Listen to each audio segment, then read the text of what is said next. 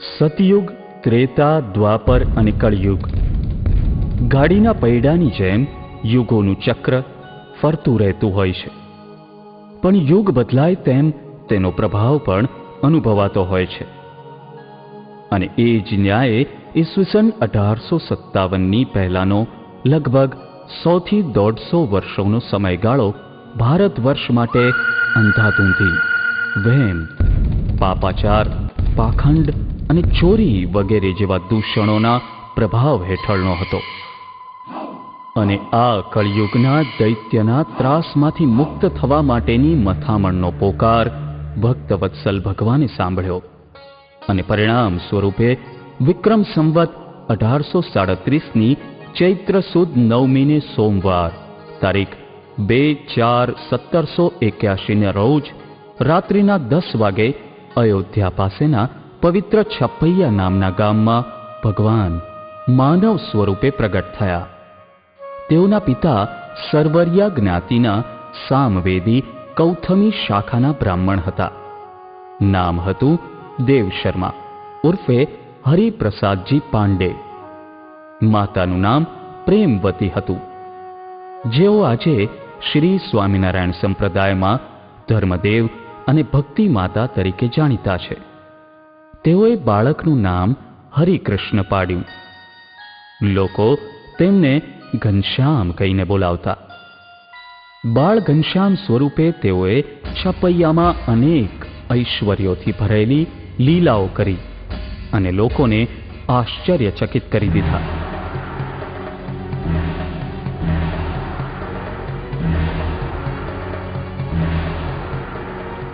પણ માતા પિતાનું અવસાન થતાં ખૂબ નાની વયે નીલકંઠ વર્ણી નામ ધારણ કરી ગૃહત્યાગ કર્યો. લગભગ આખું ભારત વર્ષ તેઓ ખૂંદી વળ્યા અને સંવત 1856ના શ્રાવણ વદ છઠને ગુરુવાર તારીખ 21/8/1799ના રોજ લોજ ગામે આવ્યા. ત્યાં તેમને મુક્તાનંદ સ્વામીનો મેળાપ થયો અને રામાનંદ સ્વામીનો મેળાપ પીપલાણા ગામમાં થયો, જેમને શ્રી હરિ પાછળથી પોતાના ગુરુ બનાવ્યા. સંવત 1856ના કારતક સુદ 11 તારીખ 28/10/1800ના રોજ તેમણે ભાગવતી દીક્ષા પ્રાપ્ત કરી, જેને કારણે તેઓ સહજાનંદ સ્વામી તથા નારાયણ મુનિ નામો ધારણ કર્યા. સર્વશક્તિમાન ભગવાને પણ એક સામાન્ય મુમુક્ષુની જેમ દીક્ષા લીધી હતી. પણ શ્રી હરિએ તો શ્રી સ્વામિનારાયણ સંપ્રદાયની સ્થાપના કરવાનું નિર્મિત હતું. તેથી તેઓ જ્યારે જેતપુર આવ્યા ત્યારે ગાદી અભિષેક દ્વારા સંપ્રદાયની ધર્મધુરા સહજાનંદ સ્વામીને હાથમાં સોંપવામાં આવી.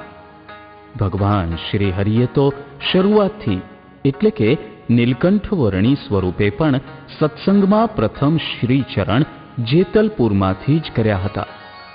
એવી અનેક ઘટનાઓ ઘટી છે, પ્રસંગો બન્યા છે, જેના આધારે એમ કહી શકાય કે શ્રી હરિએ જેતલપુરને અધિક વહાલું ગણી તેની ઉપર ખૂબ અમી દ્રષ્ટિ વરસાવી હતી. તેઓ ઘણી વખત જેતલપુરને પોતાની જન્મભૂમિ સમાન ગણતા અને મારું જેતલપુર તો અનેક વખત ઉચ્ચાર્યું હતું.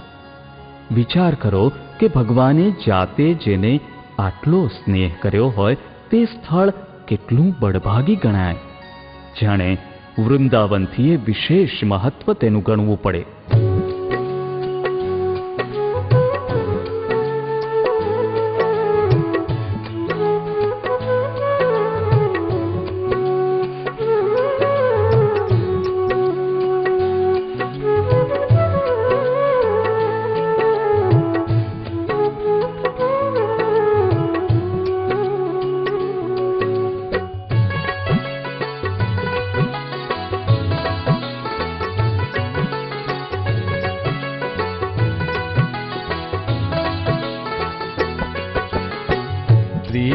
अधिक रहावत प्रभु जेतलपुर में जान,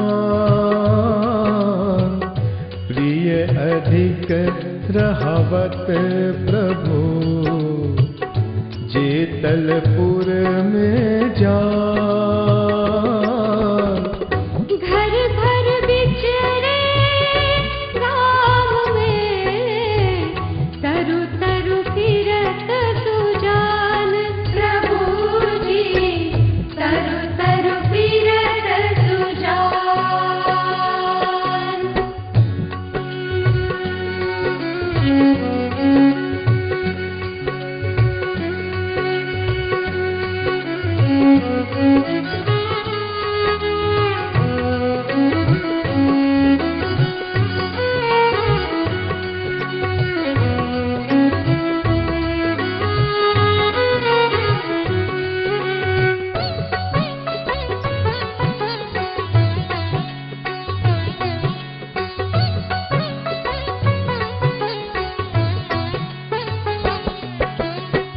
सब तीरथ से सरस सो शतगुण जेतलपुर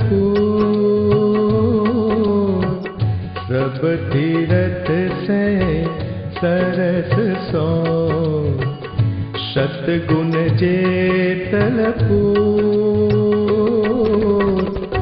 पुरुषोत्तम अक्षरपति रहवत आनंद पूर प्रभु जी रहवत आनंद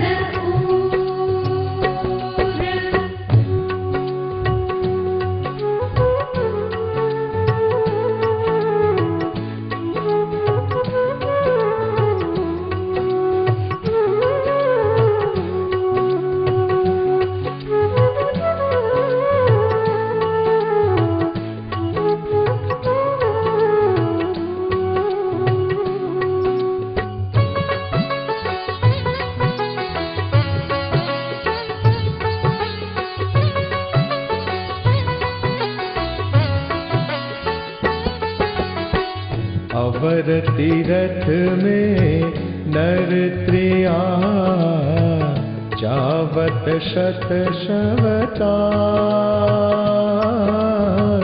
अवर तीरथ में नर त्रिया जावत शत शवता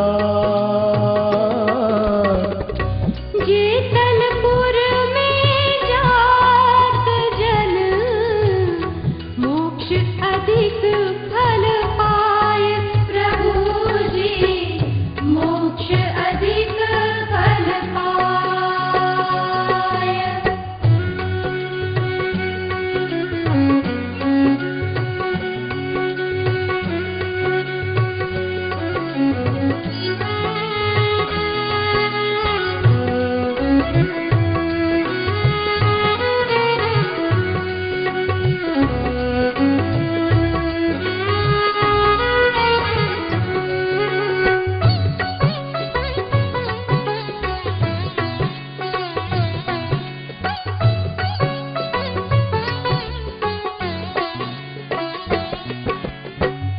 नित प्रतिरहवत नाथ सो धाम करी सुख धाम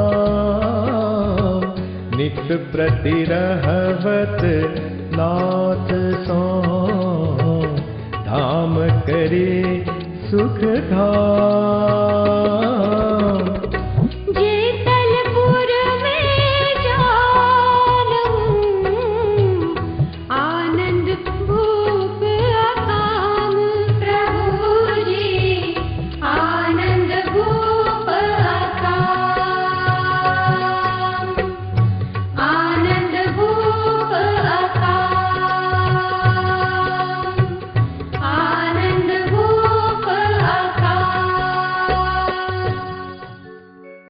મારું નામ જોશી તુષાર બહુજેન્દ્ર આ સંસ્કૃત પાઠશાળામાં છેલ્લા 2 વર્ષથી અભ્યાસ કરી રહ્યો છું.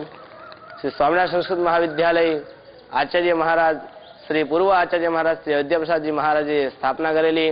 ભગવાન સ્વામિનારાયણની આજ્ઞાથી આ સંસ્કૃત પાઠશાળાનો સર્વાંગી વિકાસ થઈ રહ્યો છે. આચાર્ય મહારાજ તેઓ તન મન અને ધનથી પોતે સેવા આપી રહ્યા છે. પીપી સ્વામી અને લાલજી મહારાજજીના માર્ગદર્શન હેઠળ આ સંસ્કૃત પાઠશાળાનો વિકાસ થઈ રહ્યો છે. અહીં બનારસના ગુરુજીઓ તથા ગુજરાતમાંથી તૈયાર થયેલ ગુરુજીઓ પોતાના વિદ્યાર્થીના સર્વાંગી વિકાસ માટે તન અને મન ધનથી પોતે અભ્યાસ કરાવી રહ્યા છે. અહીં વ્યાકરણ, સાહિત્ય, મીમાંસા, વેદાંત વગેરે વિષયોનો અભ્યાસ કરાવવામાં આવે છે. અહીંના વાડીના સંચાલક હરિઓમ સ્વામીનું એક જ ધ્યેય છે કે અહીં તૈયાર થયેલો વિદ્યાર્થી ગુજરાત તો ખરી પણ ગુજરાત બહારે પણ ક્યાંય પાછો ન પડવો જોઈએ. તેમનો એક જ ધ્યેય છે અને આ સંસ્કૃત પાઠશાળામાં હું છેલ્લા 2 વર્ષથી અભ્યાસ કરું છું. લાલજી મહારાજનો એક જ ધ્યેય છે કે આ સંસ્કૃત પાઠશાળાનો સર્વાંગી વિકાસ થાય. એ જ હેતુ એમનો પૂર્ણ કરવા માટે વિદ્યાર્થીઓ અહીં વિદ્યાર્થી સંતો, વિદ્યાર્થી ભૂદેવો, વિદ્યાર્થી પાર્ષદો તૈયાર થાય છે.